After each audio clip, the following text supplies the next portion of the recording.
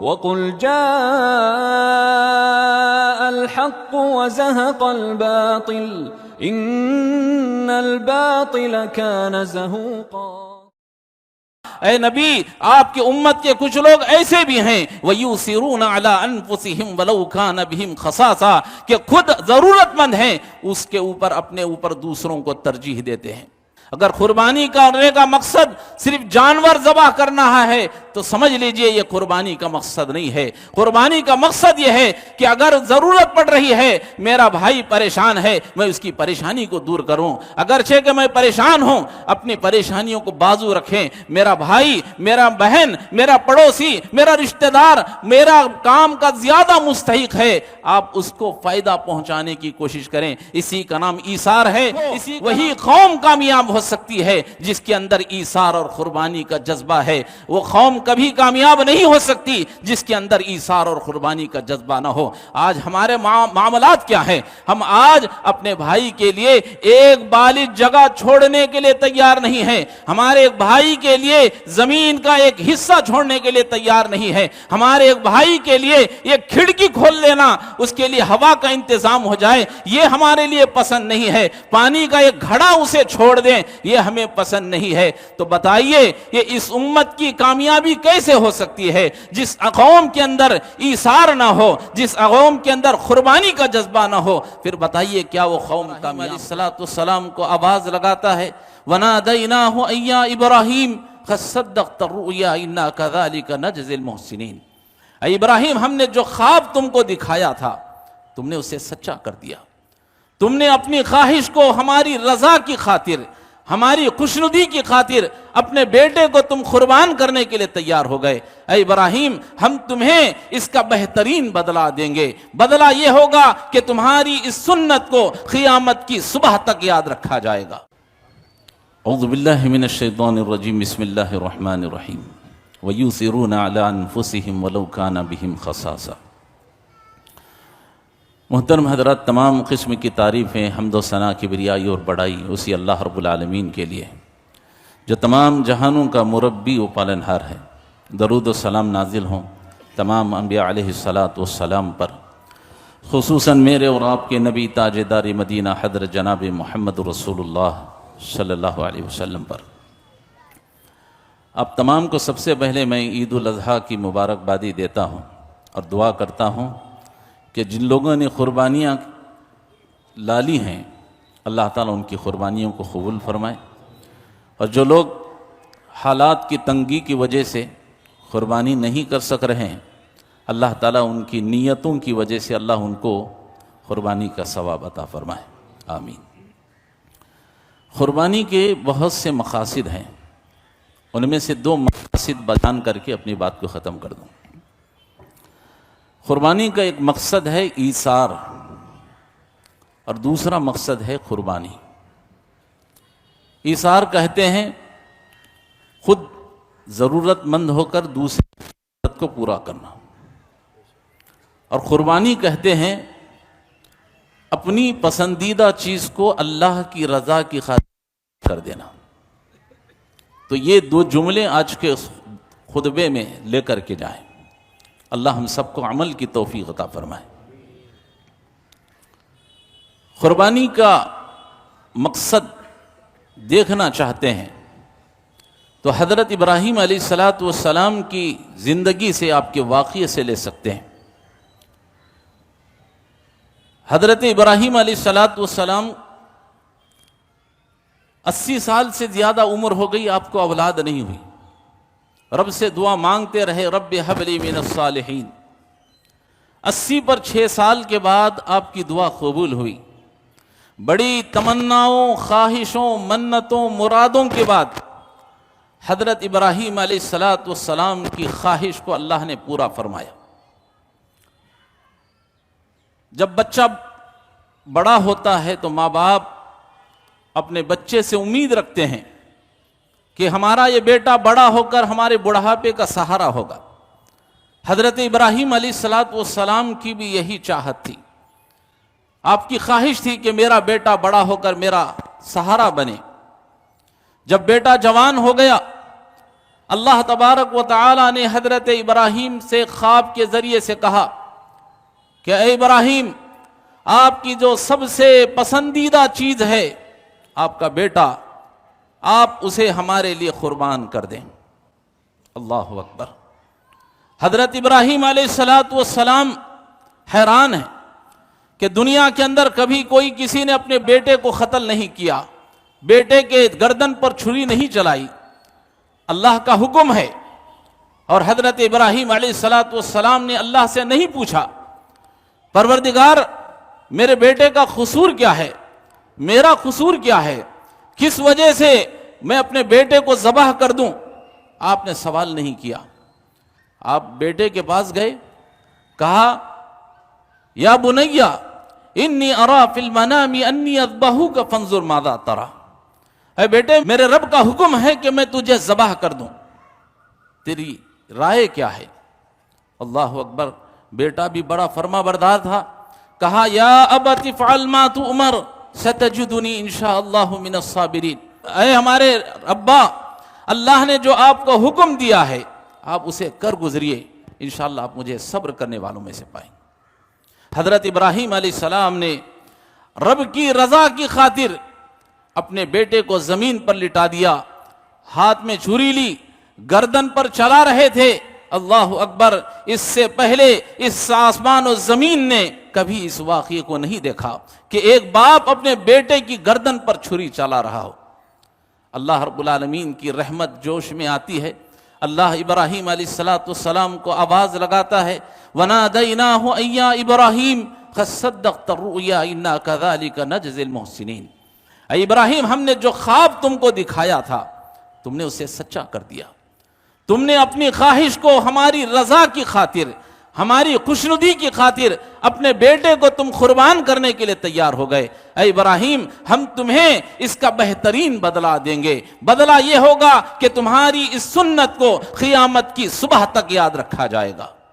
اور آج ہم اسی ابراہیم علیہ السلام کی سنت کو ادا کرنے کے لیے یہاں جمع ہوئے۔ تو میں بتانا یہ چاہتا ہوں کہ قربانی کا مقصد یہ ہے، قربانی کا ایک مطلب یہ ہے کہ اپنی خواہش کو رب کی مرضی کے لیے قربان کر دینا۔ اگر ہمارے پاس رب کی رضا کے لیے 10-15 منٹ وقت نہیں ہے، آدھا گھنٹہ وقت نہیں ہے، تو پھر بتائیے اللہ کی رضا کے لیے کیا ہم اپنی جان کو قربان کر سکتے ہیں، اپنے مال کو قربان کر سکتے ہیں، اپنے وقت کو قربان کر سکتے ہیں؟ کتنا بڑا افسوس کا مقام ہے۔ قربانی کا مقصد یہ ہے کہ اپنی خواہش کو رب کی رضا کے لیے قربان کر دیا جائے۔ ہماری خواہش گھروں میں لگی ہوئی ہے، اور اگر ہماری یہی خواہش رب کی خواہش سے ملتی نہیں ہے تو پھر ہماری قربانیوں کا فائدہ کیا؟ اللہ تعالی ہماری امت کو سمجھ عطا فرمائے۔ اور دوسری چیز ہے، قربانی کا ایک مقصد ہے ایثار۔ ایثار کہتے ہیں خود ضرورت مند ہو کر دوسرے کی ضرورت کو پورا کرنا، اور یہ مثال صحابہ کی زندگی میں آپ کو ملے گی۔ مکہ کے لوگ ہجرت کر کے مدینہ آئے، کھانے کے لیے ان کے پاس کھانا نہیں تھا، پہننے کے لیے کپڑا نہیں تھا، رہنے کے لیے چھت نہیں تھی۔ اللہ اکبر۔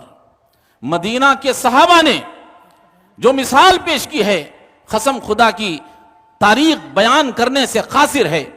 کھانے کی ضرورت تھی، انہوں نے اپنا کھانا پیش کر دیا، کپڑوں کی ضرورت تھی، انہوں نے کپڑوں کو پیش کر دیا، اگر رہنے کے لیے چھت نہیں تھی، انہوں نے اپنے بھائیوں کے لیے، مہاجروں کے لیے، مکہ کے آئے ہوئے مسافروں کے لیے انہوں نے اپنے گھروں کو پیش کر دیا۔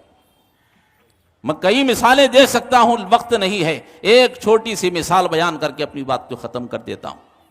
حضرت حذیفہ رضی اللہ تعالیٰ عنہ بیان کرتے ہیں، جنگ یرموک کا واقعہ ہے، کہتے ہیں کہ میرا چچا زاد بھائی جنگ میں شریک تھا، مجھے پتا چلا کہ میرا بھائی زخمی ہو کر کے پڑا ہوا ہے، میرے ہاتھ میں پانی کا مشکیزہ تھا، میں لے کر کے پہنچا کہ میں اپنے بھائی کو پلا دوں، تو دیکھا کہ میرا بھائی پانی کے لیے تڑپ رہا ہے۔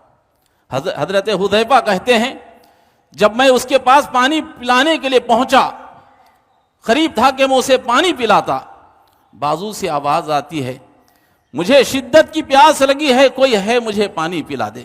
ایک دوسرا آدمی زخمیوں سے چور ہے، پانی کے لیے ترس رہا ہے، اللہ اکبر۔ حضرت حذیفہ کہتے ہیں آدمی بازو والا تڑپ رہا ہے، کہتا ہے کوئی مجھے پانی پلانے والا، مجھے ایک گھونٹ پانی پلا دے۔ حضرت حذیفہ کہتے ہیں میرا چچا زاد بھائی پانی کے لیے تڑپ رہا تھا، اس نے کہا حذیفہ مجھ سے زیادہ پانی کی ضرورت میرے اس بھائی کو ہے، جاؤ اس کو پانی پلا دو۔ اللہ اکبر۔ اس کا نام ایثار ہے، خود ضرورت مند ہو کر دوسروں کی ضرورت کو پورا کرنا۔ قرآن نے یہی کہا اے نبی آپ کی امت کے کچھ لوگ ایسے بھی ہیں وَيُؤْثِرُونَ عَلَىٰ أَنفُسِهِمْ وَلَوْ كَانَ بِهِمْ خَصَاصَةٌ، کہ خود ضرورت مند ہیں اس کے اوپر اپنے اوپر دوسروں کو ترجیح دیتے ہیں۔ کہا حذیفہ مجھے پانی کی ضرورت ہے لیکن میرا یہ بھائی مجھ سے زیادہ پانی کا مستحق ہے، جائیے آپ اس کو پانی پلا دیجیے۔ حضرت حذیفہ پانی کا گھڑا لے کر دوسرے بھائی کے پاس جاتے ہیں، وہ آدمی تڑپ رہا ہے، قریب تھا کہ پانی پلاتے، تیسری جگہ سے آواز آتی ہے پانی کی پیاس لگی ہے، کوئی ہے مجھے پانی پلا دے۔ حضرت حذیفہ کہتے ہیں یہ دوسرا آدمی کہتا ہے حذیفہ مجھ سے زیادہ پانی کا مستحق میرا یہ بھائی ہے، جائیے آپ اس کو پانی پلا دیجیے۔ اللہ اکبر۔ یہی ایثار ہے۔ اگر قربانی کرنے کا مقصد صرف جانور ذبح کرنا ہے تو سمجھ لیجئے یہ قربانی کا مقصد نہیں ہے۔ قربانی کا مقصد یہ ہے کہ اگر ضرورت پڑ رہی ہے، میرا بھائی پریشان ہے، میں اس کی پریشانی کو دور کروں، اگرچہ کہ میں پریشان ہوں، اپنی پریشانیوں کو بازو رکھیں۔ میرا بھائی، میرا بہن، میرا پڑوسی، میرا رشتہ دار میرا کام کا زیادہ مستحق ہے، آپ اس کو فائدہ پہنچانے کی کوشش کریں۔ اسی کا نام ایثار ہے، اسی کا نام قربانی ہے۔ صحابی رسول حضرت حذیفہ کہتے ہیں کہ جب میں تیسرے آدمی کے پاس پہنچا وہ شہید ہو چکا تھا، دوسرے آدمی کے پاس گیا وہ بھی انتقال کر چکا تھا، پہلے والے کے پاس آیا تو وہ بھی انتقال کر چکا تھا، کوئی پانی نہیں پیا۔ شاعر کہتا ہے کہ پیاسے تھے پیاسے ہی رہے، دریا کو جھلکتا چھوڑ گئے۔ اسی کا نام ایثار ہے، اسی کا نام قربانی ہے۔ میں آج کے اس عید کے خطبے سے یہی پیغام دینا چاہتا ہوں، مسلمانوں اپنے اندر ایثار اور قربانی کا جذبہ پیدا کرو۔ یاد رکھو وہی قوم کامیاب ہو سکتی ہے جس کے اندر ایثار اور قربانی کا جذبہ ہے، وہ قوم کبھی کامیاب نہیں ہو سکتی جس کے اندر ایثار اور قربانی کا جذبہ نہ ہو۔ آج ہمارے معاملات کیا ہیں؟ ہم آج اپنے بھائی کے لیے ایک بالغ جگہ چھوڑنے کے لیے تیار نہیں ہیں، ہمارے ایک بھائی کے لیے زمین کا ایک حصہ چھوڑنے کے لیے تیار نہیں ہے، ہمارے ایک بھائی کے لیے ایک کھڑکی کھول دینا، اس کے لیے ہوا کا انتظام ہو جائے، یہ ہمارے لیے پسند نہیں ہے۔ پانی کا ایک گھڑا اسے چھوڑ دیں، یہ ہمیں پسند نہیں ہے۔ تو بتائیے یہ اس امت کی کامیابی کیسے ہو سکتی ہے جس قوم کے اندر ایثار نہ ہو، جس قوم کے اندر قربانی کا جذبہ نہ ہو؟ پھر بتائیے کیا وہ قوم کامیاب ہو سکتی ہے؟ کبھی کامیاب نہیں ہو سکتی۔ اللہ کے لیے اگر اپنے آپ کو کامیاب کرانا چاہتے ہیں، ایثار اور قربانی کا جذبہ اپنے اندر پیدا کریں۔ یہی آج کے اس خطبے کا پیغام ہے۔ اللہ رب العالمین سے دعا ہے اللہ تعالی ہم سب کو کہنے سننے سے زیادہ ایک دوسرے کے لیے ایثار کا جذبہ پیش کرنے کی اللہ ہم کو توفیق عطا فرمائے۔ ابراہیم علیہ السلام نے اپنی پسندیدہ چیز کو رب کے راہ میں قربان کر دیا۔ ضرورت پڑنے پر ہم عہد کریں پروردگار آج ہم یہ تیرے راستے میں جانور قربان کر رہے ہیں، ضرورت پڑے ہم اپنے مال کو قربان کر دیں گے، ضرورت پڑے ہم اپنے بیوی بچوں کو قربان کر دیں گے، اگر تیری دین کی رضا کی خاطر اگر ہمیں اپنی جان کو قربان کرنا پڑے اللہ ہم کر دیں گے۔ یہ جذبہ یہاں سے لے کر کے جائیں۔ اللہ رب العالمین سے دعا ہے اللہ تعالی ہم تمام کو کہنے سننے سے زیادہ اس پر عمل کی توفیق عطا فرمائے، آمین۔ بارک اللہ لنا ولکم فی القرآن العظیم ونفعنا وإیاکم بالآیات والذکر الحکیم انہ تعالی جواد کریم ملک برحم علیم رب حلیم۔ الحمد للہ رب العالمین والصلاة والسلام علی رسول محمد وعلی آلہ واصحابہ اجمعین۔ ربنا آتنا فی الدنیا حسنة وفی الآخرة حسنة وقنا عذاب النار۔ ربنا ظلمنا انفسنا وإن لم تغفر لنا وترحمنا لنكونن من الخاسرین۔ ربنا اغفر لنا ولإخواننا الذين سبقونا بالإيمان ولا تجعل في قلوبنا غلا للذين آمنوا ربنا إنك رؤوف رحیم۔ اے الہ العالمین ہمارے گناہوں کو معاف فرما، ہماری خطاؤں کو درگزر فرما۔ اللہ ہم گناہ گار ہیں، خطا کار ہیں، سیاہ کار ہیں، جو بھی ہیں اللہ تیرے بندے ہیں، اللہ تو ہماری مغفرت فرما۔ اے الہ العالمین جو ہم نے قربانیوں کا ارادہ کر رکھا ہے اللہ ہماری قربانیوں کو قبول فرما۔ اے اللہ ہماری قربانیوں کے اندر اخلاص عطا فرما، خشیت الہی عطا فرما۔ اللہ تجھے راضی کرنے کا جذبہ ہمیں عطا فرما۔ اللہ ریاکاری نموز سے شیطان ہمارے پیچھے پڑا ہوا ہے، اللہ اس کے وسوسوں سے ہماری حفاظت فرما، اللہ اس کے ہتھ کنڈوں سے ہماری حفاظت فرما۔ الہ العالمین جو بھی قربانیاں ہم کر رہے ہیں اللہ ہماری قربانیوں کو قبول فرما لے۔ اللہ قربانی کے جانور کا خون زمین پر گرنے سے پہلے اللہ ہماری مغفرت کا اعلان فرما دے۔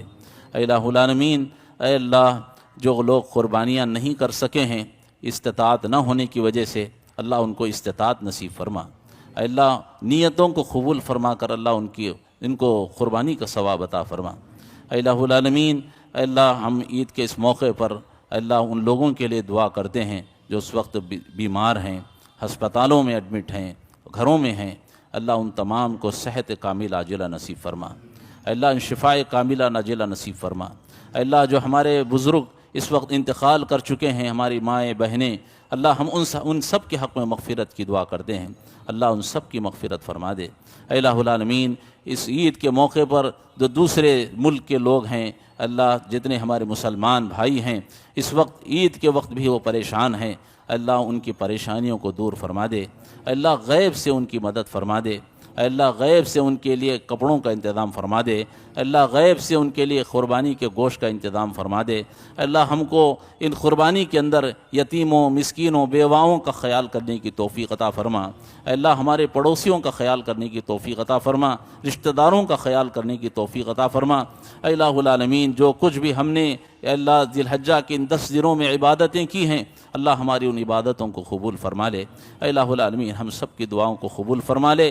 اللہ ہمارے بہت سے نوجوان اللہ کام نہ ہونے کی وجہ سے اس وقت بہت پریشان ہیں، اللہ ہمارے بہت سے نوجوان پڑھ کر ہیں، جاب نہیں ہے، اللہ اس نوکری کے لیے پریشان ہیں، اللہ ان کے لیے رزق کے دروازے فرما دے، اللہ رزق کے دروازے کھول دے، معاش کے دروازے ان کے لیے کھول دے، اللہ روٹی روزی کے دروازے ان کے لیے کھول دے۔ اللہ اس وقت بہت لوگ روزی روٹی کے معاملے میں پریشان ہیں، اللہ اپنے غیب سے رزق کے دروازوں کو تو ان کے لیے کھول دے۔ اللہ ہم سب کے لیے رزق کو حاصل کرنا آسان فرما دے۔ الہ العالمین، جن کی شادیاں نہیں ہیں اللہ ان کی شادیوں کا انتظام فرما دے۔ اللہ جو بے اولاد ہیں اللہ ان کو اولاد عطا فرما دے، اور جن کی اولاد ہے اللہ ان کو نیک اور صالح بنا دے۔ اللہ ہم سب کی دعاؤں کو قبول فرما لے۔ ان اللہ و ملائکتہ یصلون علی النبی یا ایھا الذین آمنوا صلوا علیہ وسلموا تسلیما۔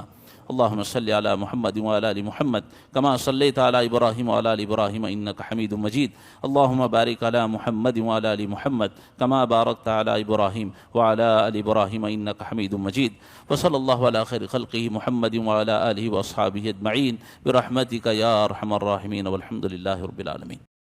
کیا آپ بھی اکثر بنا وجہ اداس، تھکا ہوا یا بہت کمزور محسوس کرتے ہیں؟ رکیے، دوائیوں کی طرف بھاگنے سے پہلے ہمارے نبی صلی اللہ علیہ وسلم کا بتایا ہوا یہ خاص نسخہ آزمائیں، اسے تلبینہ کہتے ہیں۔ صحیح بخاری کی حدیث ہے کہ تلبینہ بیمار کے دل کو سکون دیتا ہے اور غم کو دور کرتا ہے۔ اور آج سائنس کیا کہتی ہے؟ جو یعنی بارلی میں ایسے نیوٹرینٹس ہوتے ہیں جو آپ کے برین میں ہیپی ہارمونز بڑھاتے ہیں۔ یہ ڈپریشن اور کمزوری کا قدرتی علاج ہے۔ تو آج ہی اس سنت طریقے کو اپنائیں، صحت بھی پائیں اور ثواب بھی۔